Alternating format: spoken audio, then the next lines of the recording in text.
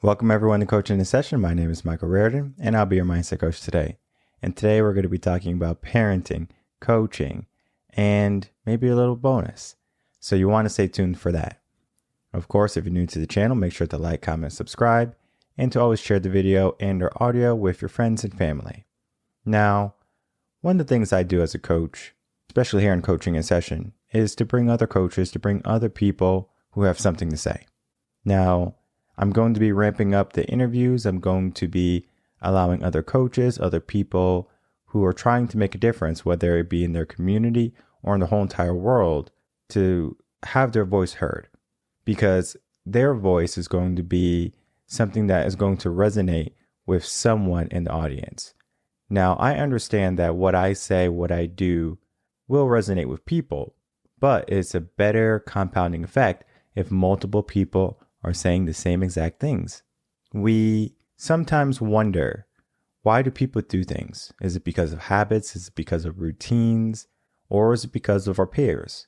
And if we look at statistics, we are going to be doing what people are doing. That's just human nature. We mimic.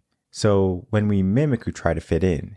And when we try to fit in, we have an opportunity to not be ourselves, because we might be trying to fit in with the wrong people, with the wrong crowds. So we need someone, a coach, a guide, a mentor, to help us understand something, that we can be unique and be accepted. We can be believed in. Though we have wishes in our life, though we have aspirations, it doesn't necessarily mean that everyone in the world is going to be on board for what we're trying to accomplish.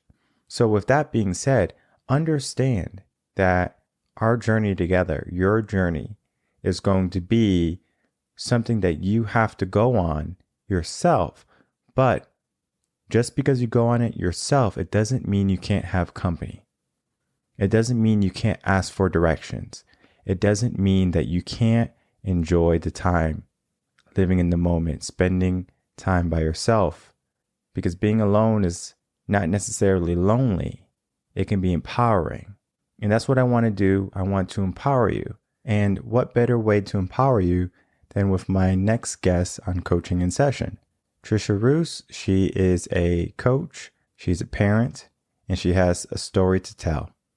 Now, we get into parenting, coaching, and how that correlates to our children, but she has so much more. She is the author of When Wishes Change. And the book is going to be powerful in the sense of we all have wishes and desires in life, but sometimes things don't go our way exactly the way we thought. So we might be wishing and hoping for a certain outcome, but we might not get it. And now let's get into that interview with Tricia Roos and myself. We're going to be touching base on coaching, parenting, and what it is like to have coaches and parents working together to raise a child. Because if we have a coach and we have a parent who's nurturing and caring and loving and wants the best for the child, you would expect that child to be amazing. And we're going to get into that right now, so you don't want to miss this. Stay tuned.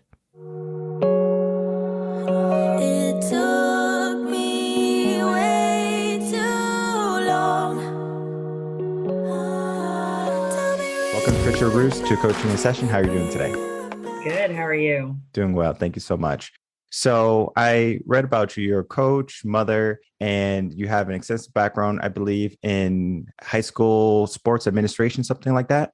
Yeah. So for about 16 years, I was the head volleyball coach at a large private Catholic high school. And then my day job was the director of admissions. And so I really got to know every applicant applying to the school and just working with families to see if the school was the best fit. And then by the end of the day, I was down in the gym coaching volleyball. So I got to know kids a little bit more personal level when I was in the gym with them. Mm-hmm. And so you were doing that, and then you transitioned to being a motivational coach. Yeah, sort of. So I left my job last year and I'd been writing a book. And so I really wanted to pursue public speaking and getting my book out in the world. The book is called When Wishes Change. And so I started, doing some traveling and speaking locally here in Dallas. And that kind of started taking off at the same time of launching my book.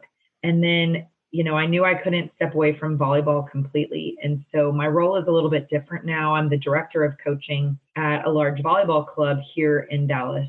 And my main job is to really coach coaches. And so many coaches come in to the profession really eager and excited to coach, but they're young and they don't have a lot of experience. And so I start off with a conversation to get to know them a little bit more and to try to figure out what their coaching style is. And then we, start formulating kind of who they are as a coach and helping them to be the best that they can be.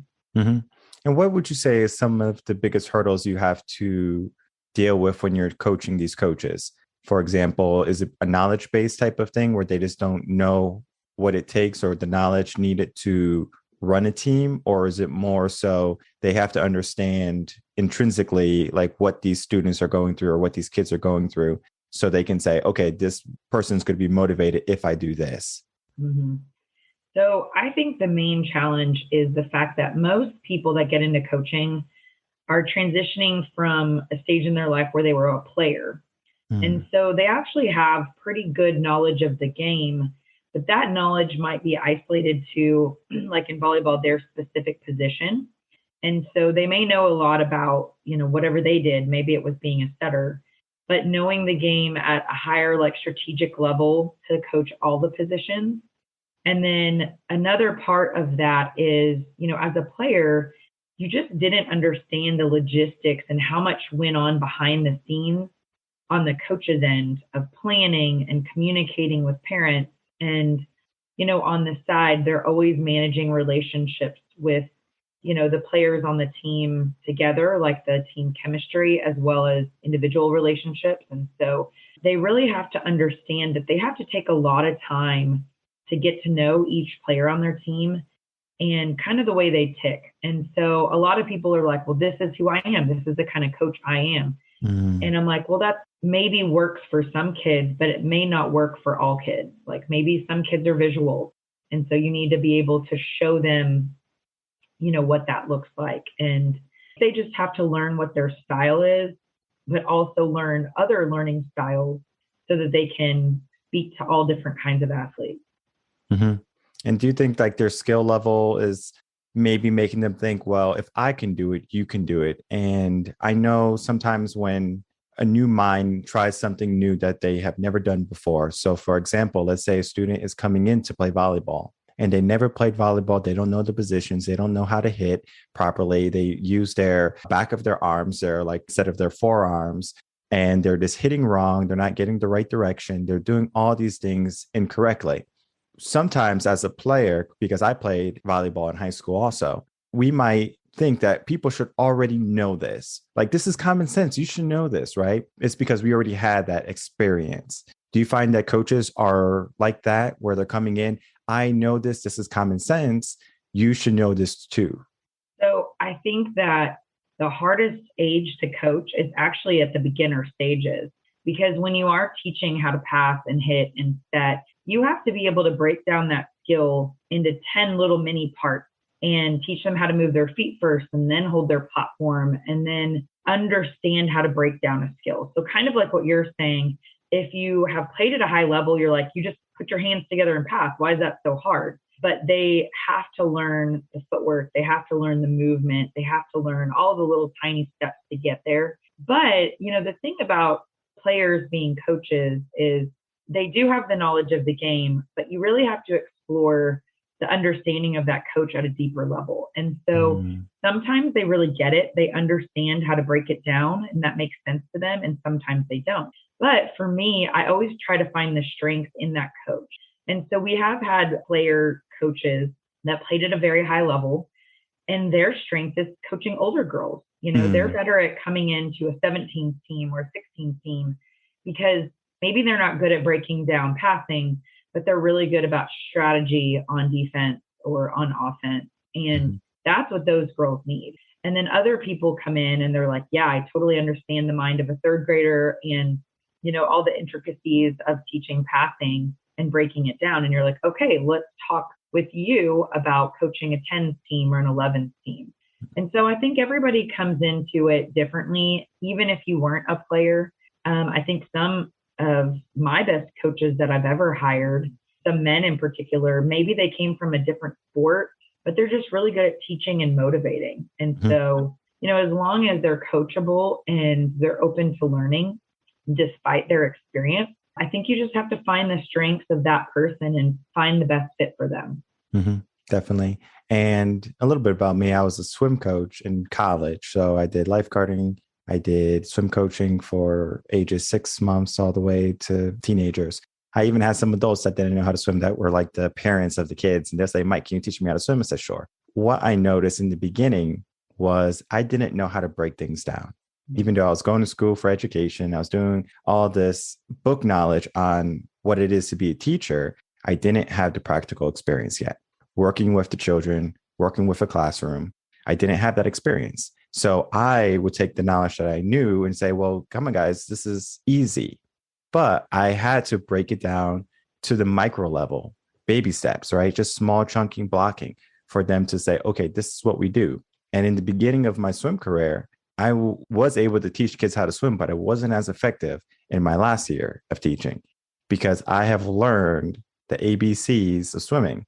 It's not just, all right, let's move our arms and our kicks and we're moving across the pool. It's so much. It has to be perfecting the kicks, perfecting how the body moves, the arms, everything. It's all basically like a dance. So we learn everything, but I had to learn as a coach to break things down. And I think that's so important for a coach to realize that, yes, we have the knowledge base. Yes, we have the skills, but we have to know how to break that down for children, especially because in a sense, those children are just experiencing everything for the first time.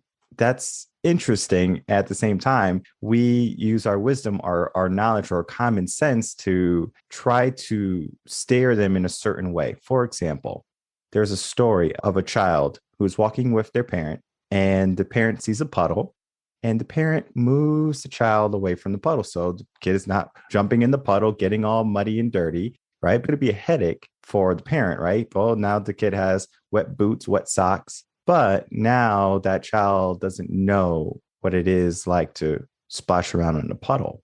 We know what that feels like. We know about the wet socks. We know about it being cold if it's in the winter months, but do they know, right? So we're stripping away things from them just because we have a knowledge base or we have a wisdom set on that. And that leads us into being a parent, right? Like we can be a coach, we can teach kids, but when it comes to being a parent, right? Because you're a mother, correct? Mm-hmm.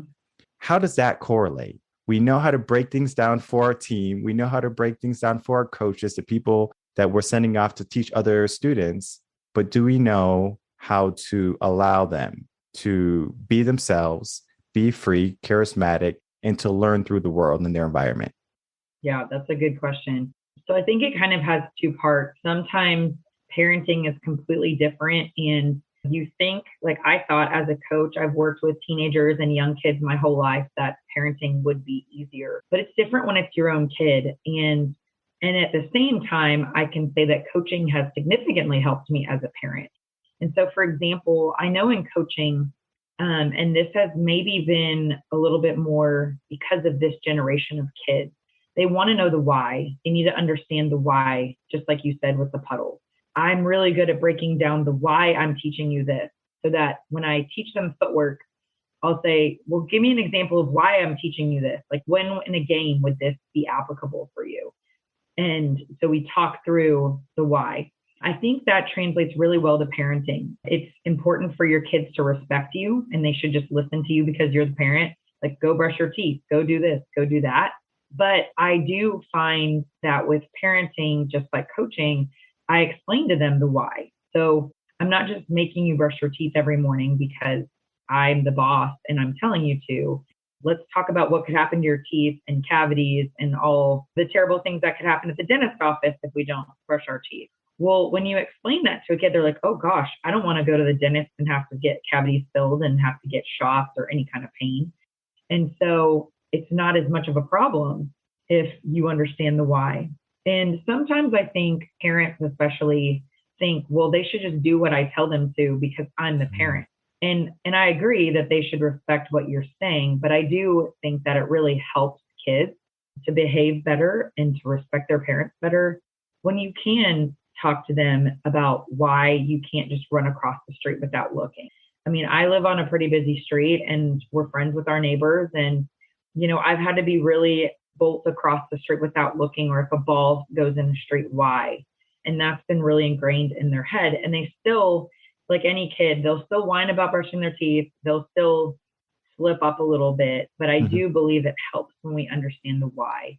One thing I will say is, like, my son is 11, he plays select baseball. And so it's not volleyball, but it is a competitive sport. And there is a fine line as a parent who knows how to coach, because I can find myself coaching my child in the car afterwards or on the way to the game.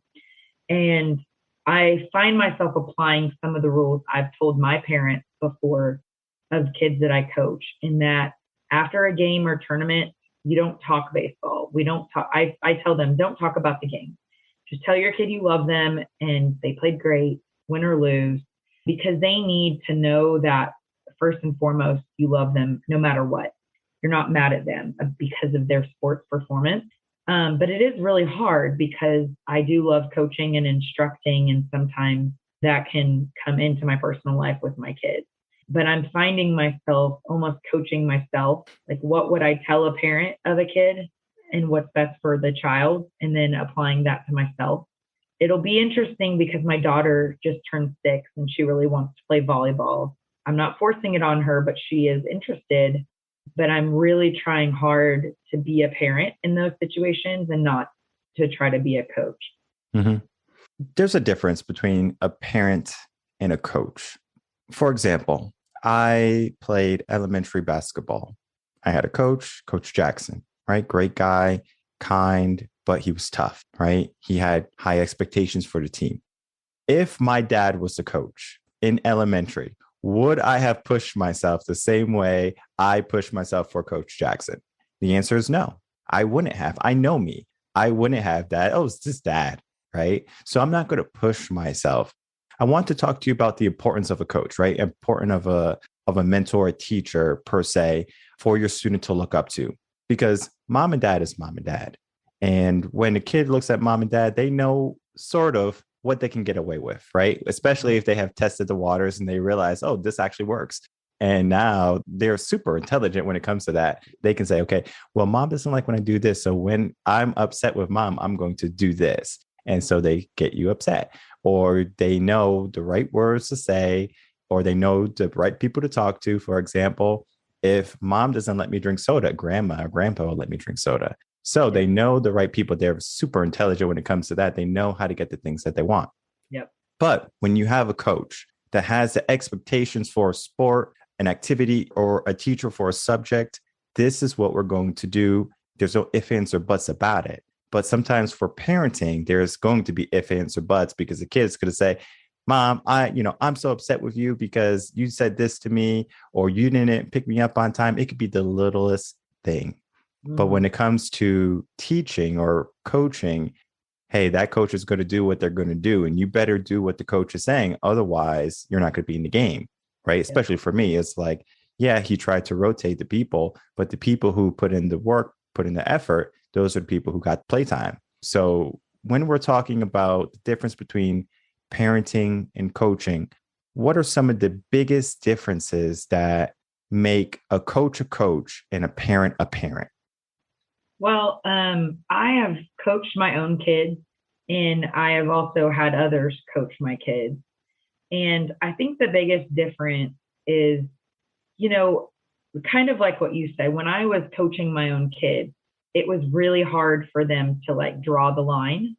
But there needs to be that line. And I knew, when your kids are little, it's like parent volunteers are the coaches. And I'm like the token coach. And so I was always assigned. But I knew, especially with my son in baseball, I did not want to be the coach of his basketball team, his baseball team, whatever team, because we needed to have a line. I needed to be the parent, like you said, that enforces the rules at home, but make sure he understands unconditional love for him, no matter his performance. And the coach needs to have the rules of the team and a different kind of love for him as an athlete and be able to push him and challenge him. And, just yesterday we had a baseball game in the morning and then we had a break. We won and we were going to the semifinals. And so me and some other parents took the boys to lunch. Well, of course, they all want to drink soda. But for us, we were able to say, well, we know that coach does not allow you to have sodas in the middle of a tournament. So you can have water or something else. And they were able to all, yep, you're right. Coach said this, and we're not allowed to have that. Mm-hmm. But sometimes as a parent, when you're like, no, you can't have ice cream or you can't have this, they're going to whine more. They're going to fight you more. But they know that with coach, these are the rules. And this is where we can we mess around and where we can't mess around. And one of them is, what they're eating and drinking in the middle of the tournament.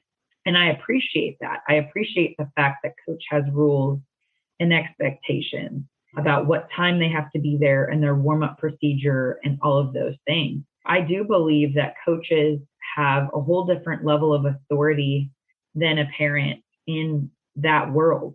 And for years, even before I was a parent, I would have parents call me, be like, hey, I'm trying to get so-and-so to focus more on academics, but she keeps blowing off her homework for practice.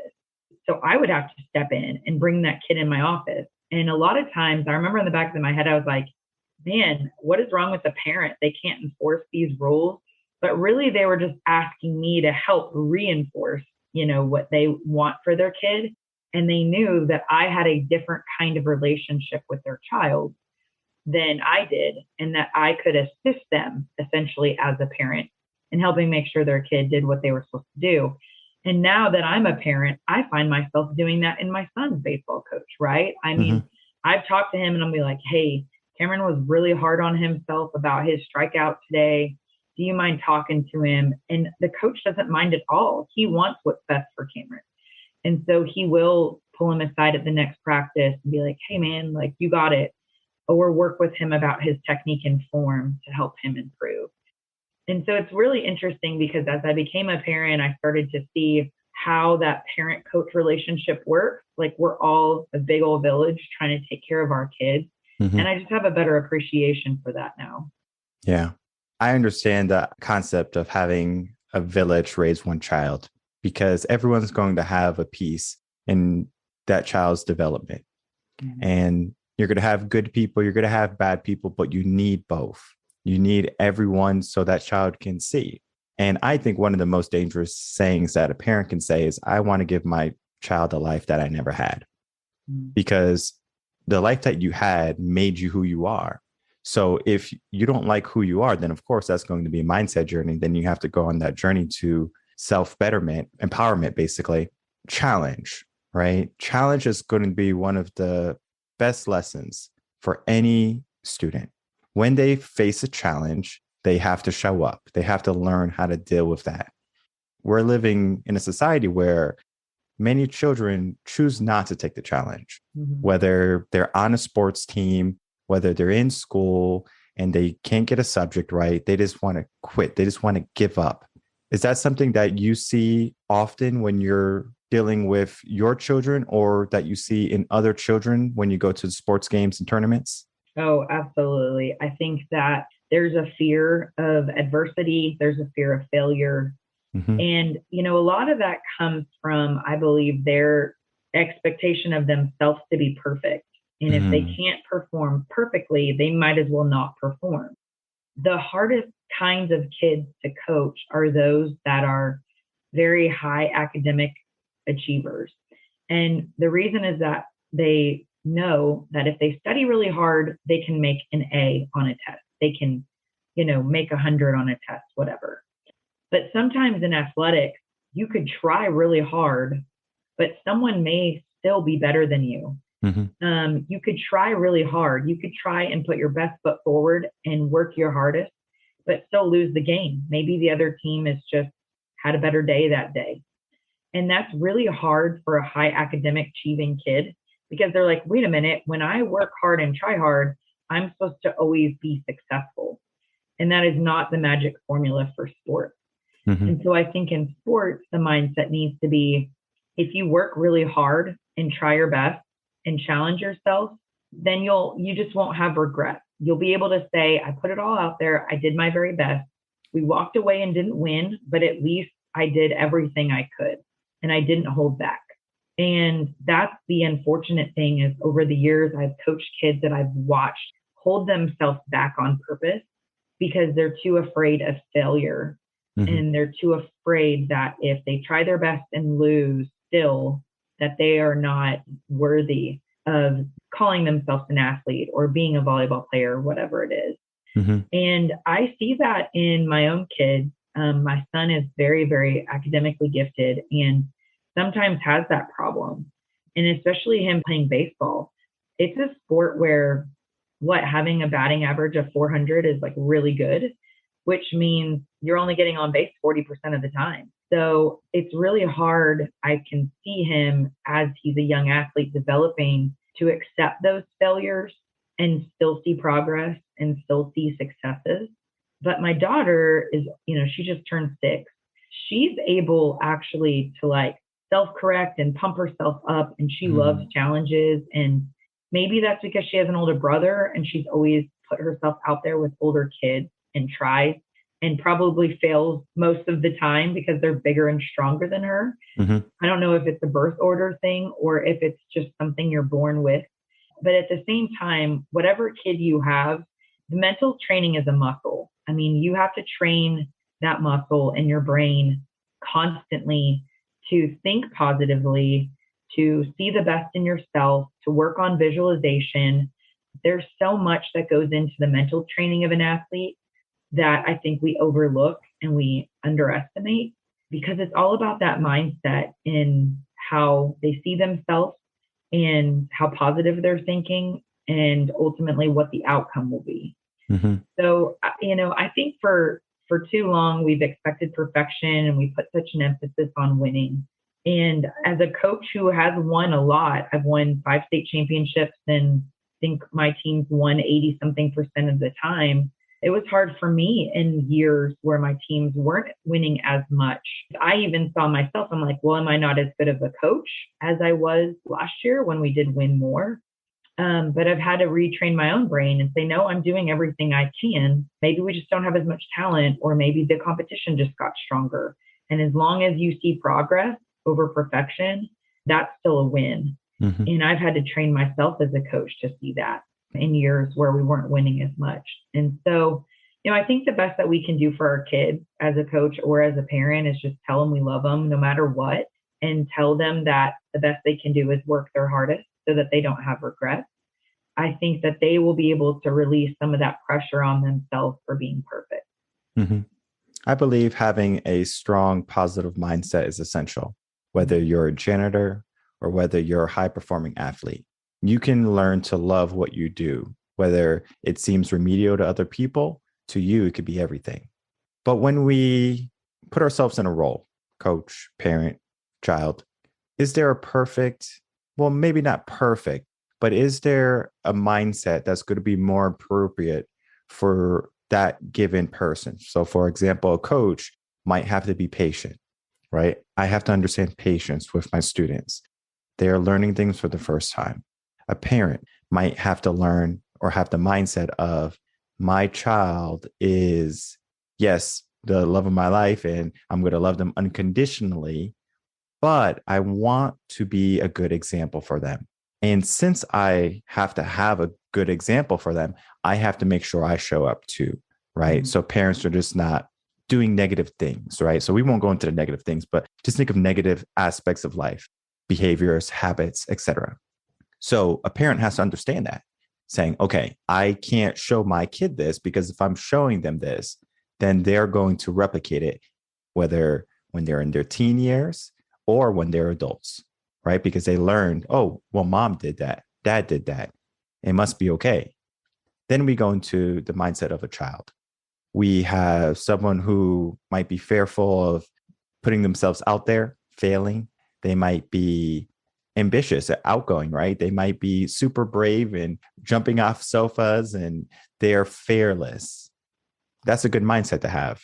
But those children who have this fearless type of mindset eventually learn fear, right? And they say, ooh, I got hurt. That doesn't feel good. I don't want to do that anymore. I want to touch base on the three topics we talked about: coaching, parenting, and children, and the strongest mindset.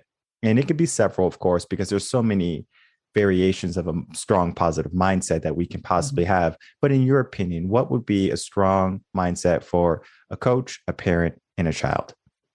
So I think what coaches have to do to a certain extent is be a chameleon. And so you have to be able to manage your expectations based on who you are coaching.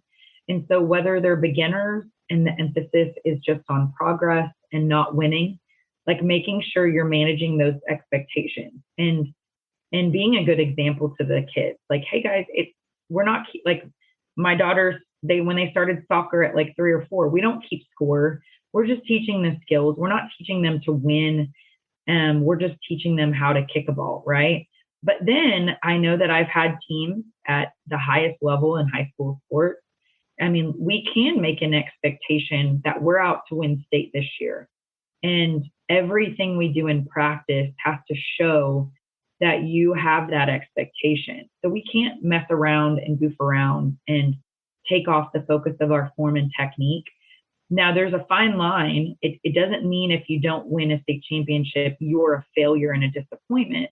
But our goals are high and we have high expectations because we know that you are capable. And I think when you show kids how much you believe in them and how capable you believe that they are, like they're going to start believing in themselves and showing their capacity, and they're going to start pushing their limits and exceeding expectations. And so I've been on both sides of the spectrum. I've coached 3-year-old soccer players where we didn't even talk about winning. And then I've coached 18-year-olds where we did talk about winning a state championship was our goal. Because if we push ourselves and, perform at that level, we can do it.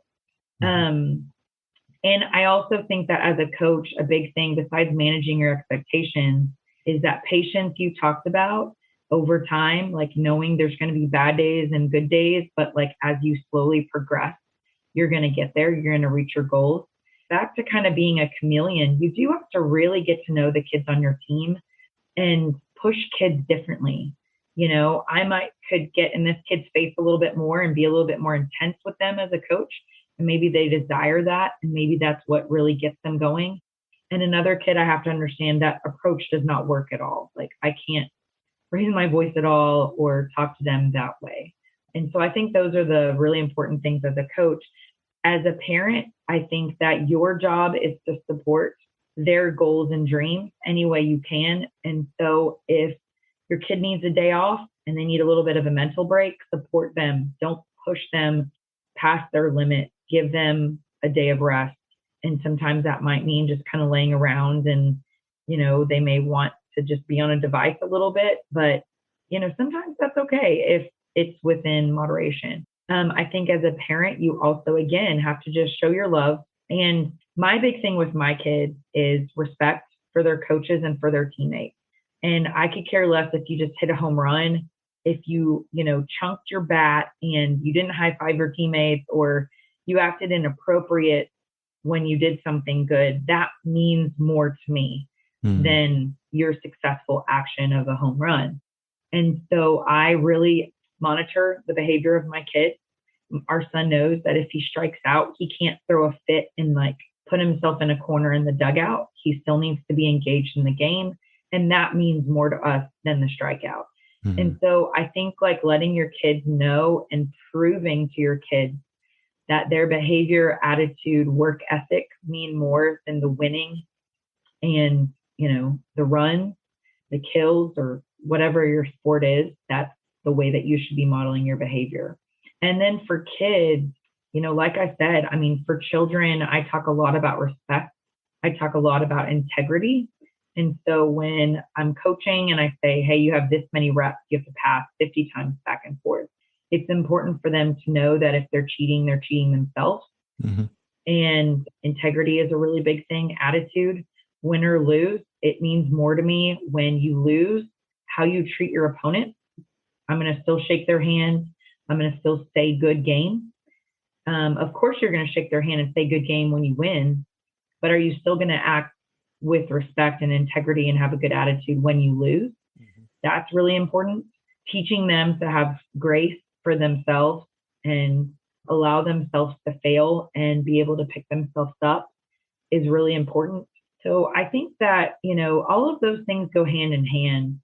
The parents need to work with the coaches need to work with the kids, the parents need to be able at home to help reinforce what the coach is teaching.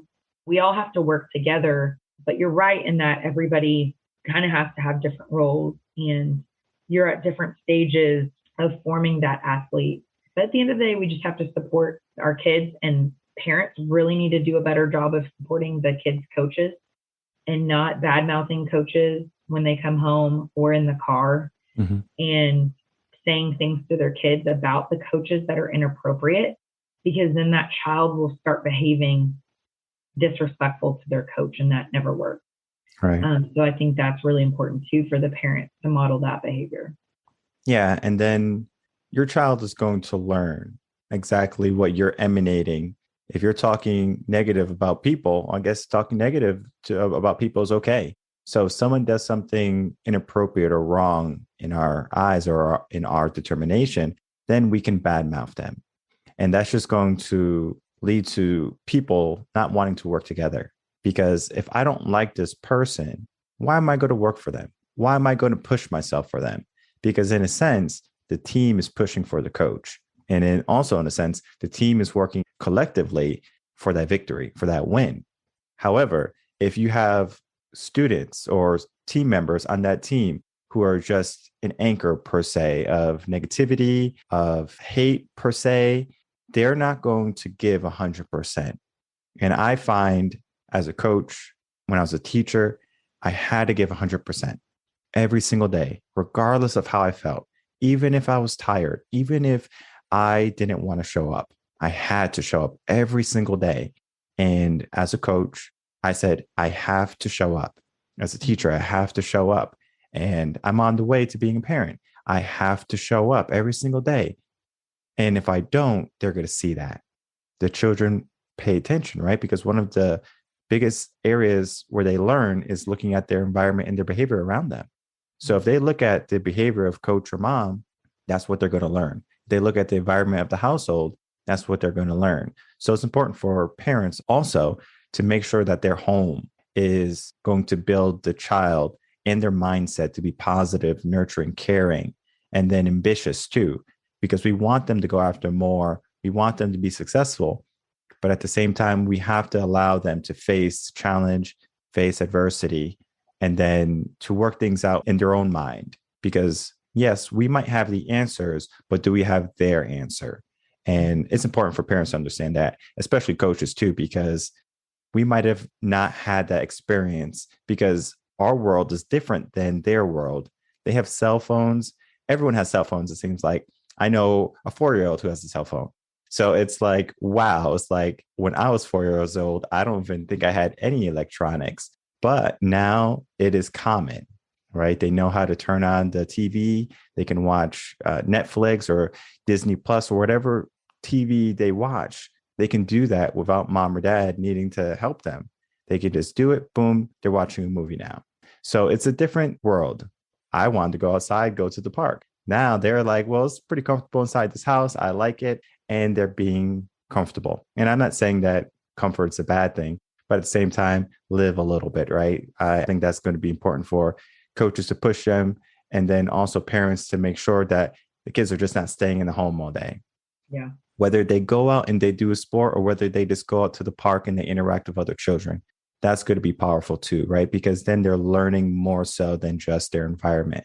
And I'm a huge advocate of making sure people have a surplus of knowledge that they can gain from. So if it's from the park, from soccer, from baseball, from volleyball, all of those things are going to just help your child have more experiences and then be better equipped for when they become adults. Because I find that the students who have low expectations, they aim for those low expectations in life. And then as adults, it reflects it. I've been teaching for 12 years. So like the students that I had when they were 5, now they're teenagers, right? They're going to be coming up to 18. Some are already driving.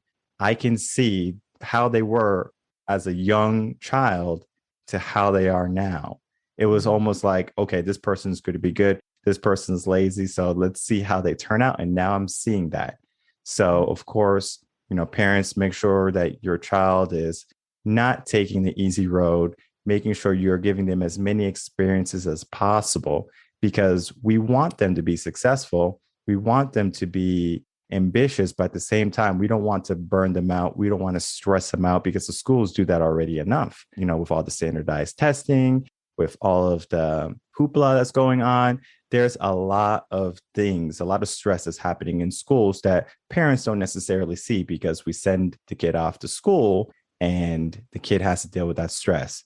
Bullying is the thing, right? Now, the parent might not know their kid is getting bullied unless they see it happen. Like if they go to pick up the kid and then something happens with another student, and then you're like, oh, wow, my kid's getting bullied.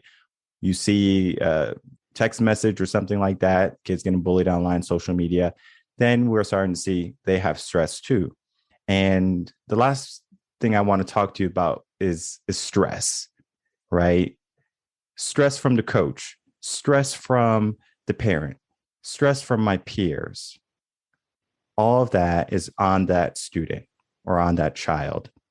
How can a coach, how can a parent help with that stress? Because in a sense, if we look back at when we were younger, we had stress. It's just different. Now we have adult stress. We have, okay, I got to make sure I pay the bills sometimes. So we have lights. I have to make sure I go grocery shopping. So we have food to eat. That's a different type of stress. Now, I'm not saying it's so stressful where we're like, oh my God, I can't do this, but it is a stress that we have to deal with. So stress management from coaching, parenting, and how the child's going to deal with that. Well, I think with kids, being in select sports at a much younger age and constantly in competition, there is more stress. It's a different kind of stress, like you said, on these kids than what we experienced, because that wasn't as prevalent as it is now. On the Today Show, they were just talking about how another student athlete committed suicide. And there's been several in the last month. There was a guy on the Today Show last month that talked about that, how stressful it's been being a college athlete and performing and having the expectations. They also talked about how fan behavior and social media has really inflicted this extra stress on athletes, because you could go on social media after a huge basketball game and the guy that missed the winning shot just gets reamed about what a terrible person he is, right? And I'm sure he was trying his best, and that's not fair to these kids, that they're seeing adults talk bad about them and they're being talked bad about on TV and whatever. And so that's why I think that how we develop our confidence and love and teach them that it's really how hard they work and their attitude that means more than the wins and losses, can prepare them better for the nasty world that unfortunately we live in, where athletes are reamed based on their performance. And they're just human beings. They're normal people that work their hardest and they put a lot of hours and time in. And there's a lot of documentaries, on Netflix about athletes because of that have had mental breakdowns, kind of like the Simone Biles thing, right? Like mental toughness was brought to the spotlight again because she was just almost completely lost mentally and couldn't perform. And I think it's really sad, but it's kind of hard, because if you don't provide your kid opportunities to fail and to feel some stress and to battle through adversity their whole life, and you just stick them in a bubble, they will have something come up in their life that they will not be able to handle very well. And so I do believe that introducing them to sports in particular at a young age is healthy, because they have to work with their teammates and learn teamwork, and they have to learn how to succeed and fail and win and lose with grace and integrity. But if we lose sight of what's really important as we're teaching them, it's going to come around eventually, and it's not going to come around in a good way. They're going to have mental issues with depression or anxiety. They're going to find themselves in situations where their entire identity is in the sport and they don't see who they are as a human being without that sport. That happens a lot with athletes that get injured. As soon as they tear their ACL, they are depressed and have anxiety because all they knew was themselves as a football player. And they didn't identify as anything else in their life. And they have to figure out who they are. And that's not okay. I mean, we need to teach them their identity at a young age. It's not just the sport or as an athlete. So I think that, it's a double-edged sword because stress is part of life and we can't avoid it. I mean, we're going to be stressed in some point of our life professionally, in our work environment or our family environment. And sports can be a healthy way of learning how to deal with stress. But it's all in how we're developing them when they're young. And I think that's where we need to put the focus. Yeah, definitely. Parents are going to play a key role in this, because if you have a parent who's going to have high expectations for that child is going to show up. But at the same time, of course, the stress, the anxiety is going to be there for that child. And it's going to depend on how they look at it, right? So they view a situation in a certain light. So if we look at what happened in the Olympics with Simone, right? She had that mental fatigue, that breakdown. But then if we look at someone like Venus and Serena Williams, they had a father who would push them every single day. Practice, practice, practice, practice. And they showed up, right? So we just have a different dynamic in people, right? I don't know Simone's parents, so I couldn't tell you anything about how she was raised. But in the movie King Richard, it gives a synopsis of kind of what happened. But if you do talk to Richard, you get a good understanding of what type of person or personality he is. He's a high-strung type of person where he's like, this is going to happen. It's like no ifs, ands, or buts. So the girls had to show up. And I find that when a parent says, hey, you have to, or a teacher, if you have to show up, the kids rise to that challenge. They say, I got to show up. Mom said, I have to show up. I'm showing up. Coach says, I have to show up. I have to show up. Yeah. So they challenge themselves to show up rather than us not challenging them. Because if we don't challenge them, then they're going to say, okay, this is a breeze. Yeah. When we challenge them, then they show up. Yeah. So they have to have that. All right. So yeah, it could be stress because now they're thinking about, well, I have to show up every single day. And then I love what you said earlier. Of course, yes, we want them to show up, but then at the same time, we let them know that we still love them, that we still care for them. And I think that's so important for them to understand that regardless of the outcome, we got your back. We still believe in you. Just because of one issue, one game, it doesn't mean you're going to lose our trust. You're going to lose our love. And that fear of loss, I think, could be the reason why some people have that mental breakdown. They're just so afraid of losing what they had rather than learning at a young age. Yeah, I lost. It sucks, but I know I can get through it. I did get through it. Look where I am today. So they learn from that, right? From that experience. But definitely all great topics, all great things that we talked about. Any final words? And then also please tell people where they can find you.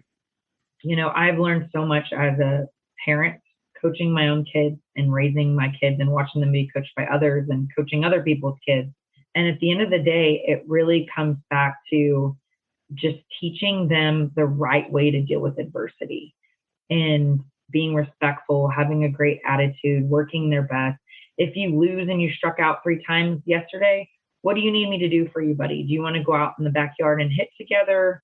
Do you want to talk to your coach? Do you want to set up a meeting to see if there's something he has advice for? I mean, instead of giving up, what can we do to support you and help you? And also listening. I mean, I've had so many kids tell me, I hate the sport. I want to quit, but my parents won't let me. They say I have to play in college and they will not like me anymore if I don't play volleyball. I mean, I've heard things like that.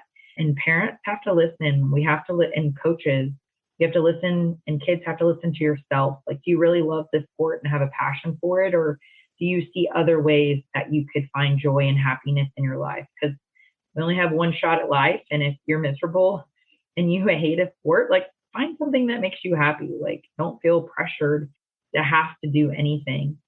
And find me. I do have a website. It's just triciaroos.com. It also, you can get to it by going to whenwisheschange.com. But I do consulting. I do coaching. I have my book available. And actually, my book is about a wish changing in my life and finding my way to happiness and seeing light and hope through a really tragic situation. I had a daughter that died in 2015, and we knew during pregnancy that she would not survive. But I was given that news and I had a choice. I could wallow in like disappointment and just sit around and be sad, or I could try to find the best for my situation. And that's what I try to do with all of my heart. And I think it's a really applicable message to a lot of people too. Allowing your wishes to change and finding hope in any situation that or circumstance that comes your way. So that's where you can find me, and my contact information is on the website. So love to hear from, I love hearing from people all over the world that have questions about coaching or consulting or my book or any of my speaking, anything. All right, perfect. All right. Thank you so much, Tricia, for spending your morning with me. And of course, everyone, you have all the descriptions below where you can find her. I encourage you to reach out if you have any questions about parenting, coaching, or her book and her experience in that rough time in her life, because parents go through that sometimes and they don't know where to go. They don't know who to go for help. They tough it out by themselves. And I encourage people, if you're going through a hard time, don't tough it out by yourself. There's going to be a resource. There's going to be someone who has went through that, who can help you and be a support system, because we are all here to support people. We're all here to make sure that people can be in a better place, especially as a coach, a speaker, and as a parent. All right, everyone, Tricia Roos.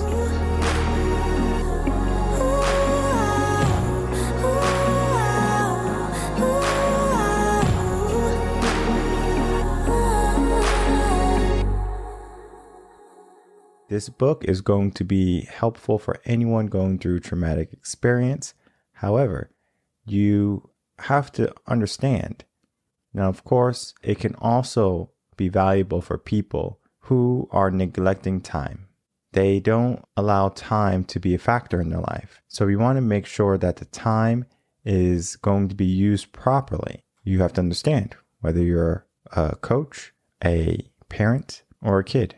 You have a certain amount of time. Time is not infinity. So we only have one life. We have to make sure to live it. So of course, if you're looking for help, if you're looking for advice, if you're looking for words of wisdom, of course, head over to revenconcepts.com. Always check out the guests from past episodes of Coaching in Session, and you're going to find a wealth of knowledge from going to their websites, from reading their books, articles, blogs, learning how to be mindful, learning how to be more powerful, omnipotent in the way you think and the way you act in life. And if you need support, we're all a click away. So don't allow finances or uncertainty to play a role in why you're not getting the help you should be having.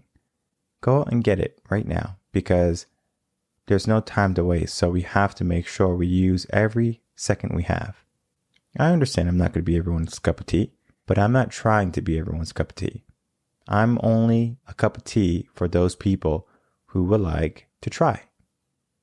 I'm not here to say, oh, my cup of tea is the best cup of tea.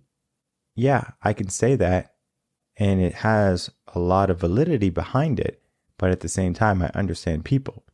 Just because I like a certain color doesn't mean you have to like my certain color. Just because I have a certain belief doesn't mean it has to be your certain belief. Just because I tell you things in a certain way doesn't mean you have to accept the things that I say in a certain way. You can find someone that resonates with you. And that's going to be important when you find a coach, a mentor, because if you don't have someone you can believe in, then you're going to find that you're not really pushing yourself past everything else. So you only need one person to believe in you, and it could be yourself. However, most times people lose that belief very easily. When a fear comes, when a failure comes, those types of things are going to be mitigated or taken away totally when you have a coach, when you have a mentor, when you have someone on your side. So of course, I encourage people to find someone to put on your side. We're going to continue to have more guest interviews with other coaches. And of course, find someone that works with you. You can always head over to revenconcepts.com, sign up for a consultation, and then we'll get you going. I strongly urge you to figure out what works for you, figure out what you want in your life, figure out what you need, and then make your choice. Because there's so many wonderful coaches in the world, and Tricia Roos is one of them. And all of my guests in the past that have been on coaching and session are powerful, wonderful, and going to offer so much insight in your life and in your future. I will see everyone in the next episode of Coaching and Session. Until then, everyone, take care.